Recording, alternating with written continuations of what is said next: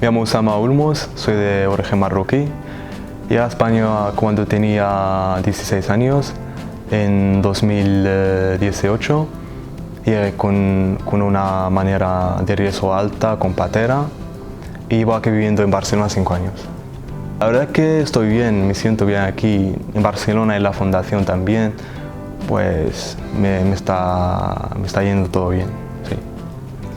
En mi día a día me concentro en las cosas buenas. Es que hay una ley que se llama la ley de atracción. Pues si estás concentrado en algo bueno, atraes lo bueno. Si estás concentrado en algo malo, atraes lo malo. Por lo tanto, antes tenía la mentalidad esa de concentrarme en las cosas malas, pues la cambié por pensar en cosas buenas para que atraes cosas buenas.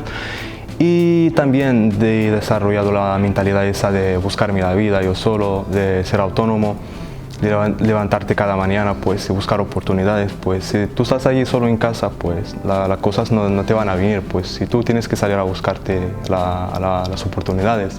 Ahora estoy teniendo 3 tiendas online, intentando vender a través de internet.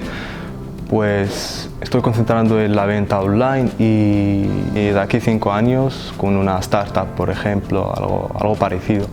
Literalmente, si es que llevo casi aquí 2 años o más, si es que más de 2 años, por lo tanto me han ayudado mucho a nivel mental, a nivel económico, que siempre te ofrecen lo posible que ellos puedan en todos los lados. Pues sí, me ha ayudado mucho en conseguir un trabajo, también en la época esa de coronavirus, que las cosas estaban yendo mal, pues ellos me han ayudado en todo, en buscar una habitación, en establecerme en Barcelona, en buscar mis cursos y muchas cosas más, sí.